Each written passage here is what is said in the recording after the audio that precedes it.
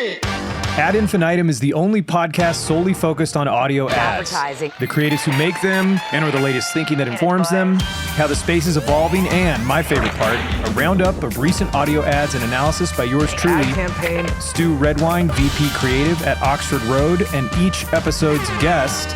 This is Season 2, Episode 5 of Ad Infinitum, and this episode's title is Sound Business is Sound Business. Discussing B2B advertising and audio, best practices for B2B ad reads, and ranking 4 recent B2B podcast ad spots. And that's why our guest is Hala Taha, CEO and founder of YAP Media and host of the Young and Profiting podcast. Hala is an expert on networking, marketing, social media, personal branding, side hustles, entrepreneurship, and podcasting. No question, we showcase her work frequently. She is an awesome partner of Oxford Roads and the brands that we have the opportunity to represent. So welcome to Ad Infinitum, Hala. Thank you very much for coming on the show. Stu, I'm very excited to be here. It's a very unique show, and I'm happy to give my experience. No question. And I'm thrilled to have you here because you truly are expert at everything that you do. And we'll get into ad reads here. Like I said, you understand the mission when it comes to a post-read personal endorsement, which is what we're all about at Oxford Road. And we're diving in today, particularly Sound Business is Sound Business, into B2B advertising and audio. And that is something that is near and dear to my heart. It's been a large part of what we've done here at Oxford Road over the years. And just some stats to give us a lay of the land. So according to a Westwood One study from February 26th of this year, AM and FM radio reaches 85% of all business decision makers weekly, and podcasts reach 40%. This significant reach highlights the growing importance of audio as a primary source of information for key decision makers. Furthermore, a Radio Inc. article from May 22nd, 2024 reveals that 53% of weekly podcast listeners are involved in purchase decisions at work, with 32% being primary decision makers. Now, something that is important to keep in mind is those are people that are making decisions, but as we know, decisions are not made completely solely with information. Emotion is a huge piece, and in the decision-making process, even in B2B. And recent research from the Ehrenberg Bass Institute has emphasized the need for emotional connections in B2B advertising. According to Professor Jenny Romanok, effective B2B marketing should not just focus on narrow targeting, but aim for broader emotional engagement to create lasting brand memories. This approach is crucial as 95% of B2B buyers are not actively in the market for most products at any given time, highlighting the importance of building mental availability and emotional connections over time.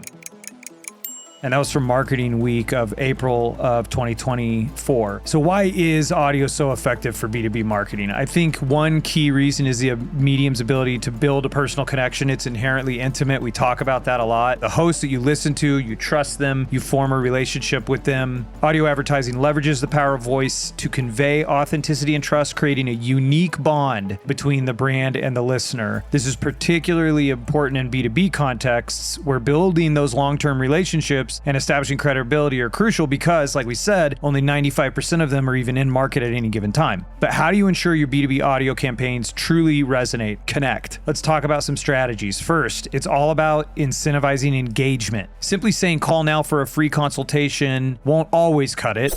You need to offer something of high perceived value to get those hands raised. I think the higher the perceived value, the more hand raising goes on. And that's really how I think of B2B advertising. So think about what they truly value and then craft your offer around that. And personal endorsements and relationship building are also crucial. In B2B, especially for bigger ticket items, trust is paramount. Use the power of voice to create personal connections and endorsements that build credibility once again over time. That's a real key piece. There's a handy rule of thumb from Pierre Bouvard of Westwood One, where he talks about the 18-24-58 rule. And that's when you start a new campaign, you expect to see 18% of its impact in the first month, 24% in the next 2 to 5 months, and 58% in 6 months and beyond. So in other words, you need to let your B2B audio campaigns cook, and patience will yield results. So whether you're a seasoned chief audio officer or you're just starting out in the B2B space, this episode is going to be packed with actionable insights for you from an expert when it comes to B2B audio, and I'm excited to get started. Hala, so here we go. My first question, before we get into all of that,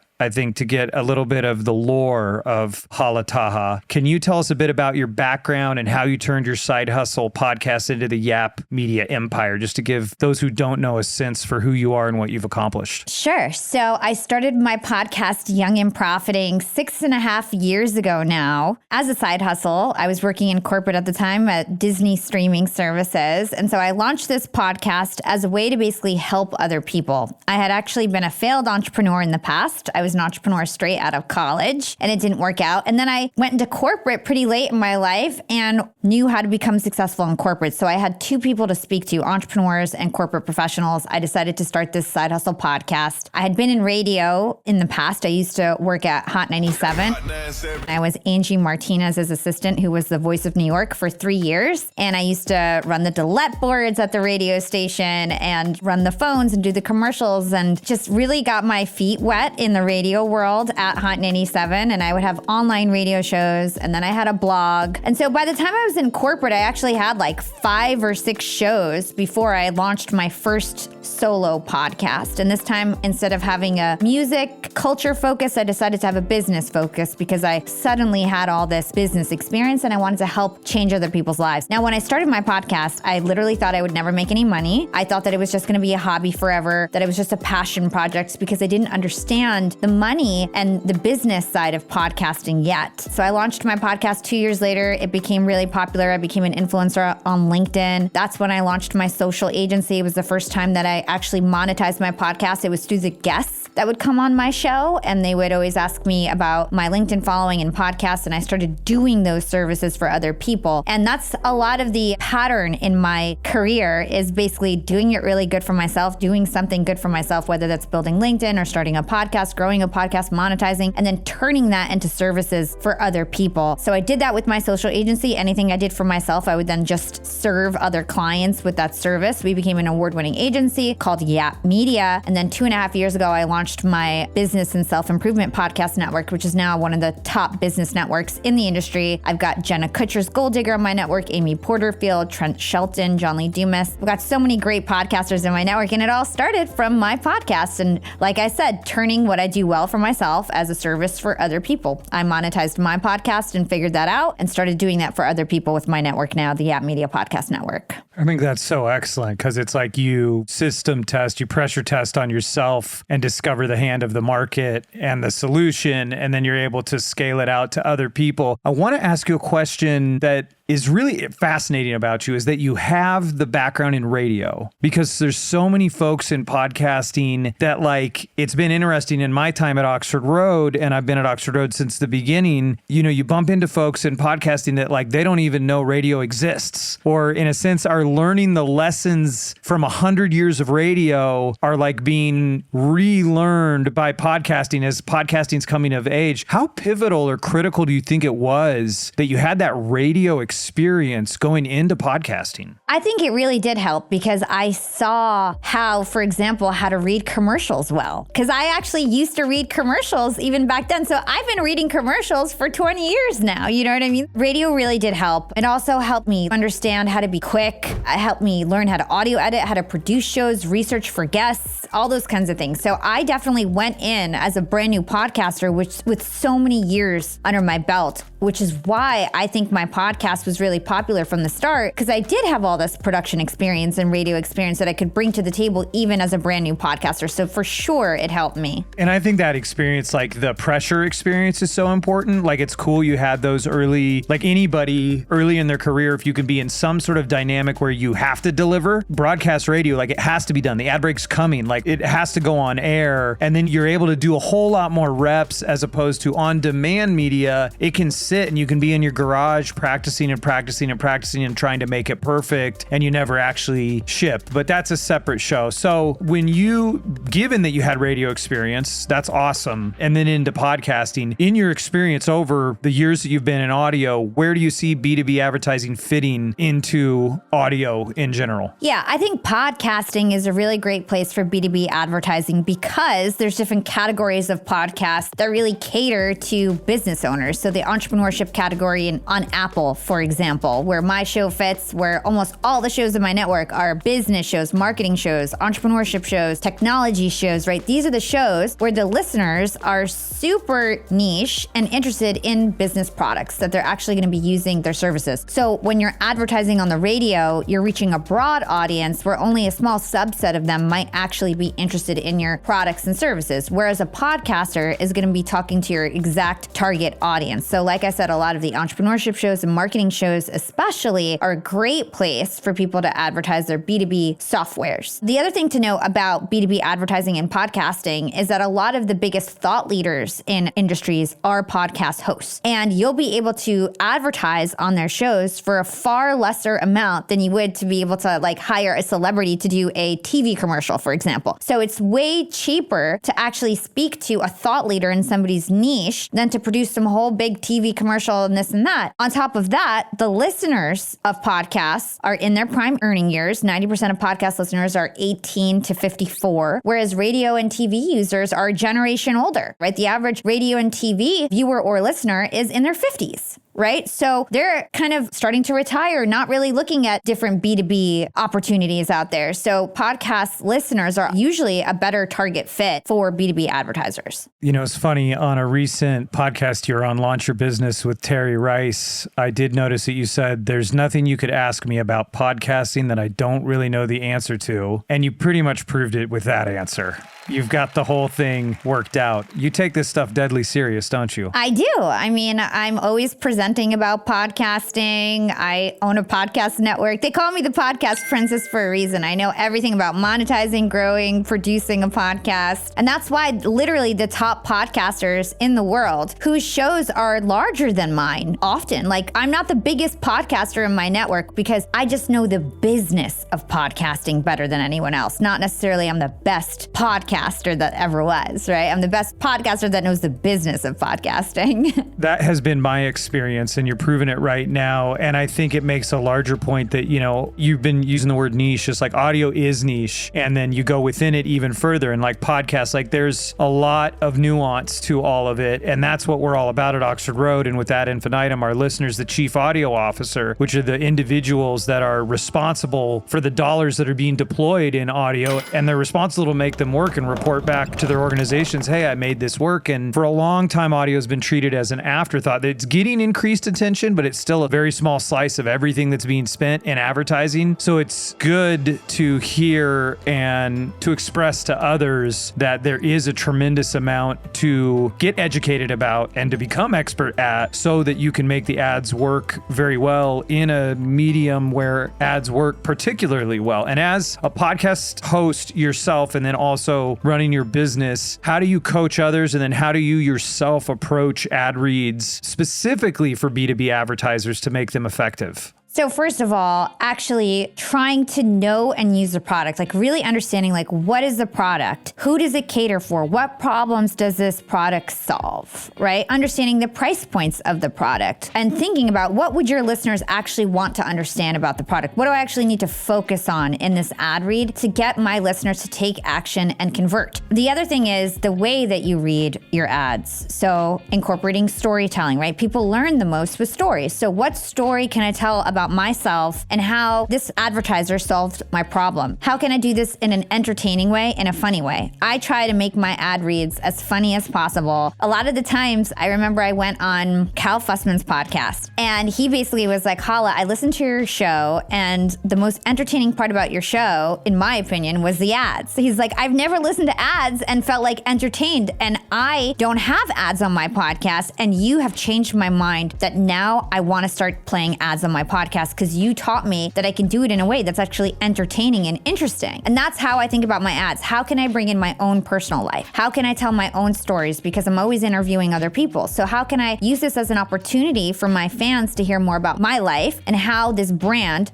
help me solve my problems. The other thing is you really got to repeat yourself, right? You've got to make sure you say the brand very quickly in the beginning. So one of the things I see a lot of people doing wrong is that they mention the brand like at the end. You've got to figure out a way to mention the brand name over and over and over again in your, 1 minute read or 1.5 minute read. So making sure you say the brand right up front, making sure you clearly communicate what it does, who it's going to help, how it's going to help your specific listeners, how it helped you, infusing story and humor and being entertaining. All those things make a really solid read. So those are some of my tips for the reads. When you talk about having a deep understanding of how the thing works, like let's talk about a cloud-based ERP system that a company that wants to use that, you're talking about a massive financial commitment and a big change for their organization. So it may not be a product you could necessarily use. Like if your network doesn't go, in order to do this read, I'm going to switch my whole accounting software over to this thing. It's like, that's not practical. It would be awesome if it happened, but it's unlikely. So when you're presented with a product like that in B2B, which there are many examples we could think of, some massive system, it sounds like what you're saying is make sure you get as much depth of knowledge of the product as you can and how people do use it, and then decide what aspect of it to focus on. 100%. And even if in the ideal scenario, I will try to use that product. So as you become a big podcaster, you basically have exclusivity per category for your podcast. And as like a business podcast, you might have an exclusive e-commerce platform, an exclusive hiring platform, an exclusive project management tool, and literally exclusive email provider. And I do have that. So I have Constant Contact is my email, Shopify is my e-commerce, Pipedrive is my sales CRM, and I only advertise those brands. And if I just, like for example, JustWorks, right? JustWorks is one of my brands, and I use JustWorks for my company. I use Shopify for my company. I choose to use the brands that are investing in me, and I invest back in them by having really good ad reads. So I will literally switch my platforms from my own business, and many of the podcasters in my network are entrepreneurs with their own business who really want to rep the brands that they use. So we're also reverse engineering that and asking everybody, what are the brands you use, so that we can try to get you your exclusive brand partner in a way that you can speak authentically about them. And nothing is better than hiring a podcast host that is intelligent, who can speak authentically about your brand, who is a thought leader in their niche and can tell people about how they literally use their product. So that's why my reads are believable, because I am using Shopify, for example. I do use Indeed, for example, right? So it's important to use it, but there are definitely times where, like, for example, a bank is sponsoring me. I can't have 100 banks, right? And in that case, I'm reading through their entire website. I don't just take the talk points and use the talk points, because a lot of the times that's just not enough clarity for me to really understand, how does this differentiate from other banks? What do I need to talk about in this commercial? So I'm scanning their website, I'm reading their customer reviews, and I'm seeing, how do their customers talk about it? What stories do their customers say? And I'm trying to get a demo if I can get a demo. I'm clicking around, I'm watching YouTube videos. So I really am like researching about the brand to make sure that I can communicate it effectively so that people do convert and I can get rebuys and keep the brands happy. So when at all possible, put your money where your mouth is and actually use the thing. And if you can't use the thing, definitely understand it. But I love your additional advice there is understand the words that real people use to talk about this brand, the people that do use it. Yeah, because a lot of the times the talk points will be pretty jargony and they'll try to make it seem like it's everything for everyone. It's a one-stop business shop.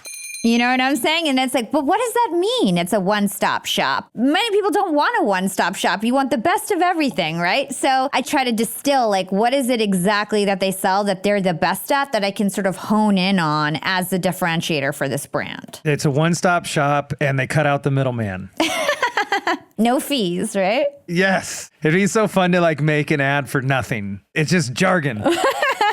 And before we get into grading the ads, since you run the #1 business podcast network, looking forward, like your fingers definitely on the pulse, how do you see the space evolving and what are the trends that you see in B2B advertising and podcasts? Such a good question. I see so many trends in this space. So first of all, I see podcasts becoming more than just audio, right? So nowadays, when you ask somebody, where do you listen to podcasts? If I ask my fans this, some of them will say, I listen on LinkedIn or I listen on YouTube, right? So podcasts are becoming much more than just audio only. And this opens up a whole new audience for advertisers advertisers where they can now advertise across podcasters' platforms, across audio, YouTube, live streams, social media. And I also see a lot of deepened integrations. So especially once you find a business influencer that uses your brand, that can talk intelligently about your brand, that has an active, engaged following, if you're able to then advertise across their different channels and deepen your partnerships with branded content like interviews, custom episodes, webinars, email challenges, right? So there's so many different ways that you can leverage a podcaster's audience, not only on audio. So for example, Shopify is one of my biggest sponsors. And by the way, I'm the #1 podcaster for Shopify. If you go into Magellan, I have the most podcast commercials for Shopify. Shopify, where are my sales at?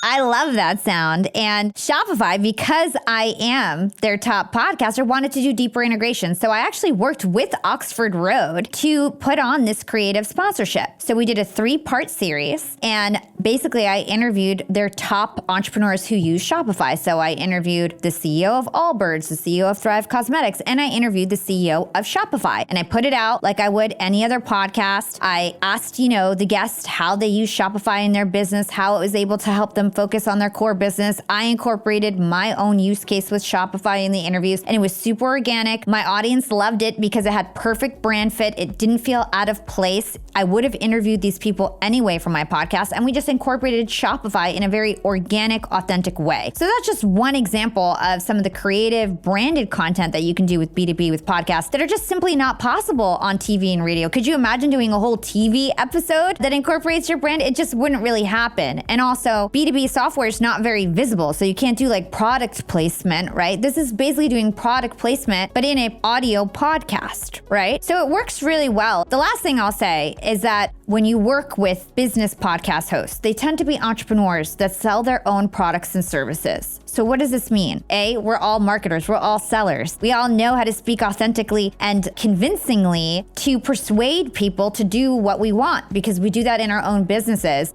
We also have systems to promote our own products and services that we then turn into podcast sponsorship. So for example, the way that I sell my courses is through webinars. I've turned that strategy into something that I offer as a podcast sponsorship. So for example, Constant Contact is one of my sponsors, and I'll do a webinar about email marketing where in the webinar, I ask people to sign up for a Constant Contact demo. And I get people on the call, on the webinar, hey, did everybody sign up as pre-work of this webinar? You've got to sign up, or I'll make it mandatory they sign up to the free trial, basically, to actually join the webinar. And so this has become a great, super innovative approach to get signups for free trials. So Shopify is interested in doing this, for example, and other brands that we work with. And webinars are becoming super hot, as well as podcast email challenges, right? So incorporating not just the podcast channel, but meshing email lists. Because again, when you're a business influencer, chances are that you have a large email list with a similar target audience as your podcast. So just leveraging all the different podcast channels, getting creative, deepening your partnerships with your top performers in podcasting, and then creating cross-channel branded campaigns with them.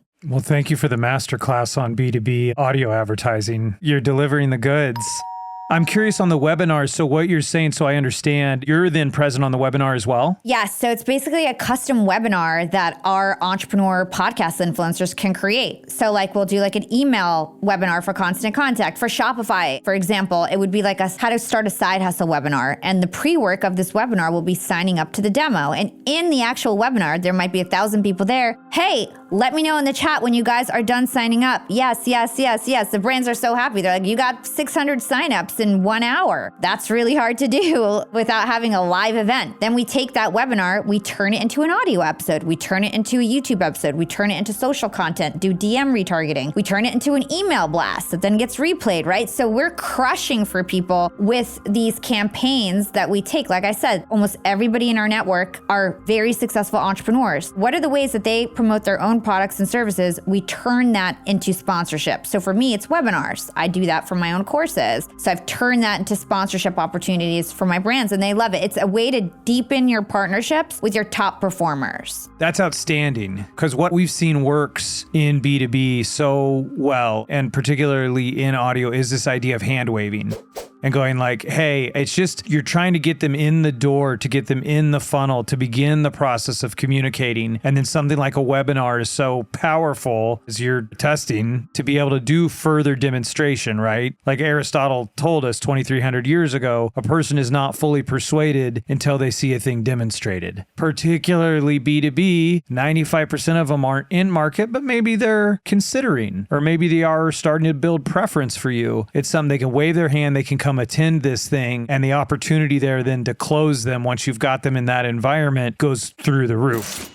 100%. And the way that you need to think about podcasting is that every channel has a purpose, right? So the audio part is really for awareness, engagement, trust, right? And then when you go to social, that's more about the clicking, the buying, the exploring, getting actual purchase action. So if you merge the two, you literally have the best of both worlds with your podcast influencers. That is awesome. Hat is off to you in that regard. And it's so great to hear how much premium you put on the personal endorsement aspect of it. That's something that we talk about a lot as well, is so critical as podcast advertising is evolving with dynamic insertion and then with generative AI, that piece that has always been a part of audio, which is the intimate connection of a real person that you're listening to. It's great to hear that somebody who's in your seat who has so much influence holds that in such high regard. And we could go on and on. I know we could, but let's get into grading some ads. Are you ready? So ready. All right, so now we get into the heart of Ad Infinitum, where we're going to listen to how some folks are showing up in audio that are B2B advertisers. We're going to listen to 4 recent top B2B podcast advertisers from Magellan's Top Movers and Shakers in April of 2024, and we'll get your take on them and your rating of them. And then I will also provide the Oxford Road Audiolytics score, which is the framework that we use to construct and audit messages for their persuasive potential. So let's get right into it. The first one is for Slack, and it's from the Colin Cowherd podcast. You're a growing business, which means you need every spare hour you can find. That's why the most successful growing businesses are working together in Slack. Slack is where work happens, with all your people, data, and information in one AI-powered place. Start a call instantly in huddles and ditch cumbersome calendar invites. Or build an automation with Workflow Builder to take routine tasks off your plate. No coding required. Grow your business in Slack. Visit slack.com to get started. All right, let's get started. All right. Was that a pre-recorded ad or a host-read ad? That's a produced ad, so pre-recorded. So it was good, but when it's a produced pre-recorded ad, you lose the almost not the point of podcasting, but you lose the host-read ad, right? So it's like listeners want to hear hosts. When I'm even trying to grow podcasts and I'm putting commercials on other podcasts, it will perform significantly less if it's not the host reading the ad. If it's like me reading the ad on somebody else's podcast, it's going to convert less. So that's why run-of-network podcast ads convert less, because it's typically pre-recorded or it's a different host of the actual podcast host. Listeners want to hear from the actual host. If it's the host, they will listen just to give respect to the host. If it's somebody they never heard before, they're gonna cut right over it. The second thing is music. Music is distracting. Music is actually not something that I would recommend to have on your commercials. First of all, it signifies it's an ad. It signifies it's different than the podcast content, right? So too much music, no storytelling. I clearly understood what the product was. And I noticed that there was no tracking involved. So whoever's doing this commercial is not going to really well, if there's pixels, they'll understand the performance, but there's no promo code. So I know it's a little bit harder to judge performance when you don't have a promo code. So those are all my thoughts. Yeah, you don't get the directional piece. And then also I think that promo codes aren't all just about measurement to me. It's also like it's that additional thing, especially if you have a meaningful offer and then you give someone a specific path, it's like it creates more engagement because it feels more special. Nevertheless, out of 10, this is the first one. We're going to listen to 3 more. Out of 10, what would you give this one? Just, I know we're shooting in the dark here. I mean, I'm really against programmatic pre-recorded ads, so I would give it a 6. Okay, 6 out of 10. I like your coming in strong and you've got points of view. That is awesome. So, well, that came up on the last episode of Ad Infinitum, where it's like, it's amazing to me that those of us who make all of these things, that there's like groupthink or like a collective kind of hypnosis that can occur working on a thing to talk yourself into a lower standard, frankly, than when you're viewing someone else's work just objectively. All of a sudden you can be honest. And it's like the takeaway for chief audio officers is like, try to treat your own work or get someone else to get another view on what you guys are working on, so you don't all talk yourselves into something that if another advertiser were to do it and you were on Ad Infinitum, you would ding it. So for instance, with this Slack commercial, I actually use Slack in my business. So had Slack actually done a host read commercial on my podcast, for example, instead of recording this pre-recorded ad, they would have gotten an authentic story from a marketing thought leader, and I would have rewrote their talk points and given them new material essentially that they could then roll out to podcasters who might not be marketing experts, right? So I know for a fact that when I do reads for other podcasts, I bet you they're using my content as fuel for other future reads for other people. So if you choose the right influencers, they'll actually write the scripts for you. When I love that you're taking a hard line on podcast is the place for those host-read personal endorsements. Personal endorsements. That's what it's all about. And it's worth the higher CPM, really worth the higher CPM. And looking at the Slack ad through the lens of audiolytics, which is the 9 key components of a persuasive message: setup, value prop, positioning, demonstration, substantiation, offer, scarcity path, and execution, like we do on every episode. The Slack ad came in at a 71%. Our target for all in-market creative is at 90%. And there's good information in there. And it is speaking to a need that business owners have, which is finding more time. It's like, it could just do it better. Like it could make every word count more. That's in the execution section. Like, let's tighten it up. There's nothing incentivizing anyone to take action, any kind of offer. And an offer isn't always a financial incentive or anything like that, but there's nothing in it that's going like, and this is why you need to do this right now. Like, it'd even be about lost opportunity or whipping back around to that loss of time. So there's a few things that it could do if we accept we've got to work within the box that we're in. I like that you're challenging it on the face of it and going like, hey, let's do a personal endorsement. Just grading what's there lands pretty similarly to where you're at. You gave it a 6 out of 10. Audiolytics gives it a 71%. So let's go on to the next one and see what kind of job they did. And this is, speaking of, we were talking about banks earlier. This one is from Bank of America. Hi, this is Janice Torres from Yo Quiero Dinero. If you own or operate a business, whether it's a local operation or a global corporation, partnering with Bank of America could be your smartest move.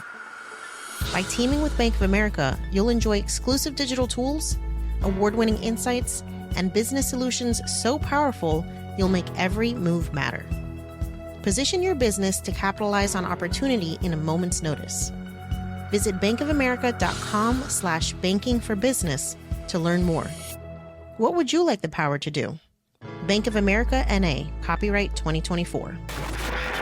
All right, so they didn't get your music note either. What else do you think about this ad? So this actually sounds like a radio ad to me. I'm pretty surprised that this was on a podcast. However, I did think the sound effects, the music, it worked in this case. It felt like a story. So the host actually had a bit of an accent, and I liked that because it made her seem different, unique. I think that she would speak to other people who might have a native Spanish as their language, where they might feel more connected to the person who's actually reading the read. So even though I don't think this was a host-read ad, the personality they chose really spoke, I think, to the target audience. They were probably looking for minority business owners to switch to Bank of America, or minority folks to switch to Bank of America, period. Because I think it was a business ad, so probably business owners that are minority owned, right? So it seems like that's a better way to go about it. If you are going to be doing a programmatic ad, at least pick somebody who's going to read the ad who can connect with your audience. So again, I liked it. I think this one I would give a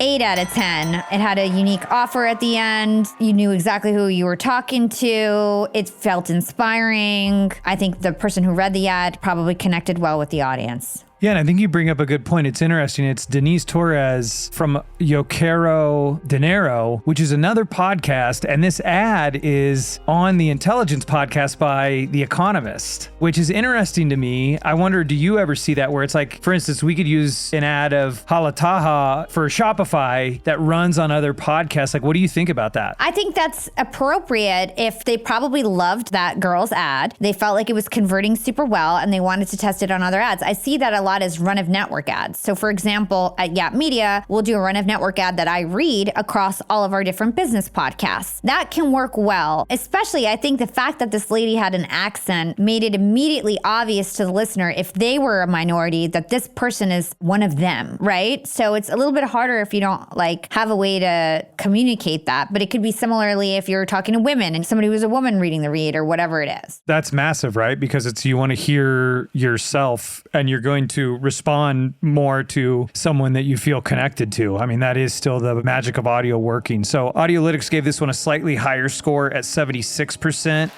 You gave it 8 out of 10. Ooh, I was right on the money. Yeah, like we're right there. And as Audiolytics, the weighting is based on performance. There's 71 subcomponents. And as you approach the speed of light, which 90% for all in-market creative, it gets increasingly difficult to move 1 percentage point. And it's the same kind of thing on this one. You know, it's like it could be sharpened a little bit more. Specifically, as far as the setup goes, you know, it does well. It's banking on recognition. I think you bring up a great point on the voice and the accent. If you don't know who Denise Torres is or Yo Quiero Dinero, you know, that might be lost on you. So that'd just be something to think about. But like you said, perhaps this is a test, but that would be an area to look at. You know, and even with someone as massive as Bank of America, they talk about some digital tools and award-winning insights. Sometimes something I noticed even with the most massive advertisers is they'll still substantiate themselves with a third party, which they kind of did with award-winning, but it's like, well, what award? What, you know, it's the J.D. Power and Associates, right? So what specifically sets Bank of America apart from the competition? And then at the end, to your point, they did have a vanity URL, bankofamerica.com/banking. So there was a path there. But again, it's kind of like, what's a really good reason to take action now? Like, why do I need to do this right now? That's also missing. So that's part of the reason this one came in at 76%. And let's get to the next ad,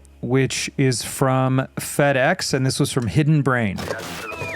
This podcast is supported by FedEx. Dear small and medium businesses, no one wants happy customers more than you do. That's why FedEx offers you picture proof of delivery, packageless and paperless returns, as well as weekend home delivery to 98% of the U.S. on Saturday and 50% on Sunday. See the FedEx service guide for delivery information. FedEx Ground service is also faster to more locations than UPS Ground. See what FedEx can do for your business. Absolutely, positively, FedEx.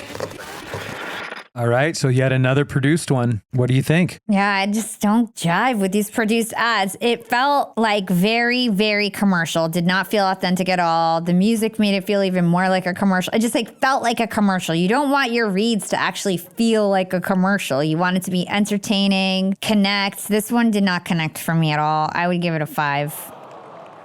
All right. Audiolytics gave it a 63%. And for a lot of the same things you were bringing up, how can it be a more compelling setup that grabs the attention? It's just speaking to, it's like, dear small and medium businesses, no one wants happy customers more than you do. That to me, and I hear this a lot in ads, like that to me actually sounds like the line for the brief for the creative team to come up with the ad. Like, hey, our insight or our observation about the audience is that no one wants their customers happier more than the small business owner. Come up with something based on that. And it's like, no, this is just like, I'm going to state this thing and that doesn't get any hooks in me, right? Now, it did have some nice specifics in there and it did mention, you know, from a positioning standpoint, FedEx Ground service is faster to more locations than UPS Ground, which I do like seeing that in an advertisement, just having clarity about like how I stack up against the competition. So I'm trying to, you know, give them a little something there. But like I said, it got a 63% because there's a lot missing from it. There's no strong offer or a call to action with a sense of urgency. urgency. And even though it does mention these different aspects of how things are delivered, it's missing a little bit of how FedEx works, which might sound kind of ridiculous, but sometimes I also feel like that's something that gets lost, is that like, well, everybody knows that. Sometimes it's the stuff that everybody knows that we need to reiterate. I mean, you gave it a 5 out of 10. What else are you seeing that they could do better? It's just not memorable. It wasn't memorable. I remember the boring music and I don't remember what they said. I can't remember one thing that was said. I remember the music, which is the last thing that you want somebody to remember. I remember the boring music. Okay, so let's go to one that you're going to be familiar with, I believe, which this is for Shopify. And this is our final ad that we're going to review. And this read is from Young and Profiting with Hala Taha. Here we go. Young and Profiters. As you may know, I launched my LinkedIn Secrets Masterclass a little bit over a year ago. It was my first course. And so far, I've generated well over $500,000. And the best part is I didn't have to figure out how to set up my mastermind subscriptions, how to do abandoned cart targeting, and all of that tech geeky stuff. I just left that all to Shopify. Shopify is the global commerce platform that helps you sell at every stage of your business. And if you're in that I need to sell more with less stage, Shopify Magic is your AI superpowered sidekick ready to whip up captivating content that converts. And it doesn't matter if you're selling digital products or vegan cosmetics. Shopify helps you sell anything, anywhere, from their all-in-one e-commerce platform to their in-person POS system. Stop those online window shoppers in their tracks and turn them into loyal customers with the internet's best converting checkout. I'm talking 36% better on average compared to the other options out there. It's no wonder Shopify powers 10% of all e-commerce in the US, including huge global brands like Allbirds and Thrive Cosmetics. It took me a day to set up my Shopify store. I set up chat, took 2 minutes, and I was done. 1 month from thinking of the idea to implementation, a year later, I've made $500,000 on the idea. That's what it takes in 2024, just a good idea, and then utilizing a platform like Shopify that can help you make it a reality. There is no excuse these days. If you've got a good business idea and you think you'll be a good entrepreneur, you don't have to wait any longer. You don't have to be super techie, and you never have to worry about figuring it out on your own. Shopify's award-winning help is there to support your success every step of the way. Sign up for a $1 per month trial period at shopify.com/profiting. That's all lowercase. Go to shopify.com/profiting now to grow your business no matter what stage you're in. Shopify.com/profiting. Okay, so before you have to grade yourself, I want to let you know to put some wind in your sails that the Audiolytics score for this ad is an 88%.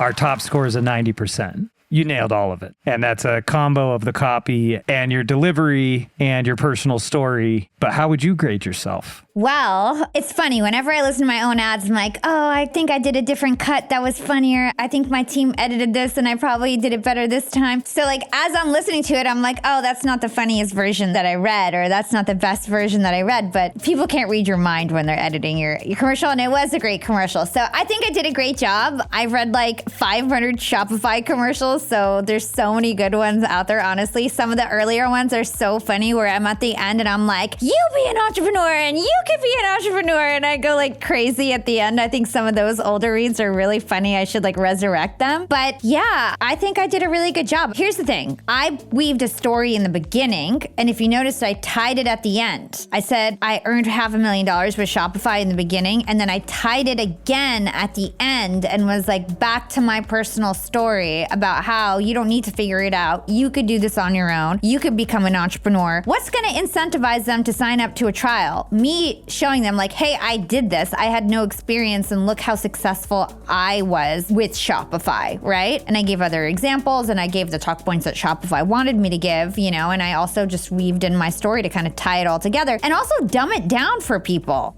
right? You can do subscription, you can do abandoned cart, right? So like through my story, I also like all the features, I could have just read it and been like, Shopify lets you do subscription, abandoned cart, blah, blah, blah. But instead I weaved it into the story and talked about it that way, which is easier to learn that way. And you did that in the middle too, where you talked about how quick it was to set up. Yep. And you had set that up in the beginning as well, that you don't have to know all the techie stuff. And look, I mean, I'm involved in creating this copy and I know it's a lot. And sometimes we ask the host to do a lot. And, you know, I did a previous episode of Ad Infinitum called Hosts Are People Too, where it's like, that's a tough nut to crack when you're given, let's say, 160, 180, 200, 250 words for a minute read and add your own personal endorsement on top of it. And another thing is you did a 2-minute read and like, this wasn't intentional. You know, for Ad Infinitum, it's like, I'm looking at the top spenders or the top movers and shakers. So the people that are investing, people who are responsible for these dollars, and then just let it be what it is. The 3 other ones are all produced spots and we're coming in at 30 seconds, 60 seconds, and 30 seconds. And then boom, here, as we're going through and grading them, you're calling for, we need to have personal endorsements. We need to have that magic on podcasting. And that's exactly what you delivered. And it's not even just a minute, it's actually 2 minutes. Yeah, I'm not afraid of long ad reads. I think most of my ad reads average about 2 minutes. And if you look at the data, actually the highest performing ad reads are around 2 minutes long. You need a little bit of time to tell that story, to get creative, to again, like, you know, tie things together. Otherwise, people listen for a minute and they're like, what did I don't even understand what this is. So I'll take as long as I need to help people understand what the product is. And it gives me an opportunity to have room to be creative. Again, don't be long-winded because you don't want to have a boring commercial, but I don't think that commercial was boring at all. It's like you were paying attention the whole time because I was switching it up, going from talking about the product to going back to the story and so on. So I'll give myself a 90% on that ad.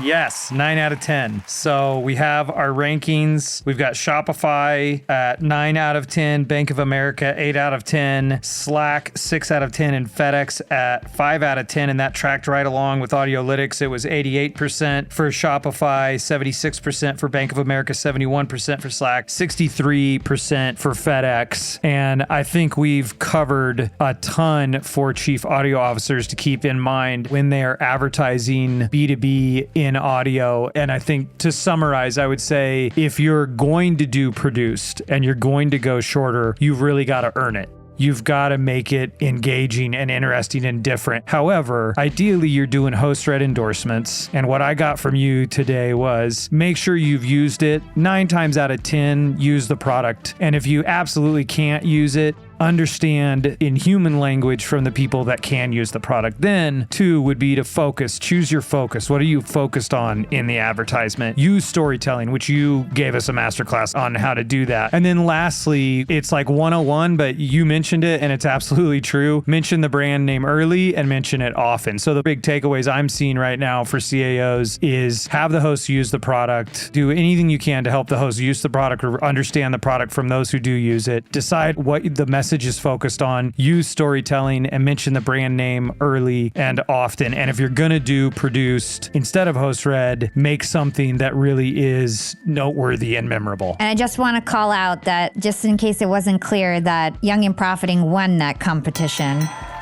With 88%, the highest score. And from my understanding, 90% is the top score. So just 2% off the top score. Yeah, at 88%, 90% is as good as it gets. Somebody comes in the door with the 88%, and that's exactly where you want to be. So yeah, hats off to you. This was amazing. Thank you so much for joining Ad Infinitum. So much great advice, practical advice for CAOs who are investing in audio, specifically for B2B. If there was one last piece of advice that you would give to folks who are responsible for ad dollars for B2B and audio, what would it be? My recommendation is to find the right podcast influencers. Find your brand ambassadors and invest in them. Buy month-long campaigns. Deepen your partnerships. Buy social posts from them, email blasts, branded content, custom episodes. Find your top podcasters and then deepen your partnerships with them. That's where the game is at. That's where everything is trending to. You want to just find the right influencers and you'll get more ROI out of your campaigns if you do that. Business is always personal. in the words of Michael Scott. Well, you are incredible, obviously an expert, very accomplished, very grateful that you joined Ad Infinitum to share your expertise. Where can listeners go to learn more about you and connect? Yes, so advertisers, if you're interested in working with YAP Media, you can work with us through Oxford. So if you are interested in my show, Young and Profiting, we've got Jenna Kutcher's Gold Digger, Amy Porterfield's Online Marketing Made Easy. We've got so many amazing shows. I just signed Russell Brunson. So like I said, some of the most iconic entrepreneurs and podcast influencers are in the YAP Media Network. You can also go to yapmedia.com to learn more about our network. And if you're looking for me, Young and Profiting Podcast. Well, thanks again. And to our listeners, remember, if you like what you heard today, show us some love with an honest 5-star review. And if there's an ad you can't get out of your head that you want us to dissect, let me know at stew@oxfordroad.com. And until next time, remember, have fun making the ads work.